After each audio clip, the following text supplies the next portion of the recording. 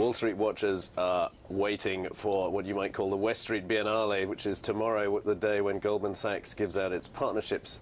The first time since 2010, Rob. We may have more disappointed people than usual. Yeah, I mean, what we're hearing is that they're only going to name about 70 to 80 new partners. The last time around was about 110.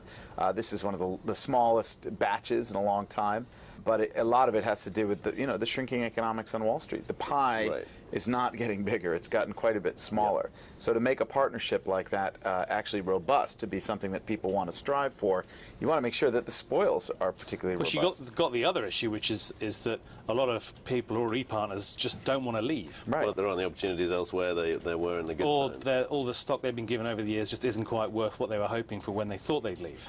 Yeah. So they're sticking around. It's not the retirement fund they hope for. Now, this isn't just for the guys at the top, though, right? This is industry-wide. Well, it's an industry-wide problem. I mean, there's sort of what we call the Wall Street middle class, which is that crop of people who joined, say, after the dot-com bubble, who sort of epitomize. Actually, at the bottom of the 1%, probably, but they're aspiring one-percenters, perhaps. Yeah, I mean, we use that as a sort of, ironically, the middle class of Wall Street. But the inequality issues are, at least within that section of society, also coming home to roost. And so, what you have are a lot of these folks, the Greg Smiths of the world. I mean, he sort of embodies it. This guy who left and wrote his book "Why I Left Goldman Sachs," which was meant to be some sort of spicy tell-all, which really was a bit of a dud, more of a sort of sour grapes manifesto for people who spent years toiling away for these managing directors and partners who aren't leaving, who are still soaking up a lot of the spoils. Well, these guys like Greg Smith, they're not going to get the same kind of spoils. Smith told me that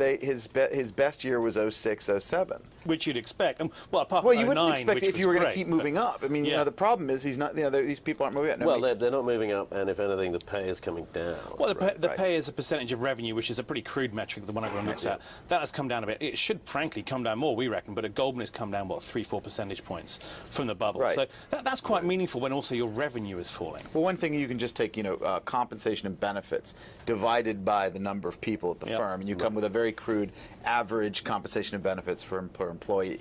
Of course, it's skewed by who's full-time, who's not, whatever. But the point is, that basically doubled from 2000 to 2007, and now it's down by 30-40% depending on the firm. Quite a bit more at Goldman than say Morgan Stanley, though the absolute number is much higher. So that's that middle class, as it were. And of course, the problem that the middle class now has is that they think, well, look, we thought we'd get there. Now the time frame for getting there is elongated. The amount of money they're meant to be getting has come down, and so they think, well, what are we doing here? Why are we spending sort of 12, 15-hour days, 6, 7 days a week to get here? Well, let's unionize Goldman Sachs middle class. Why not? Well, I mean, they're still making $500,000 plus, so it's not. It's not like you can. And a partner starts at 900,000. We're not shedding too many tears over these guys. No, I mean that's the point. But we are focusing on our this industry that we cover. Yeah. And when you look at it, there is certainly this interesting stratification going on, and we'll see it embodied in the fact that only 70-something partners will be named at Goldman. Okay, we'll leave it there. We'll be keeping an eye on Goldman's announcement tomorrow, and we'll have more breaking views tomorrow as well.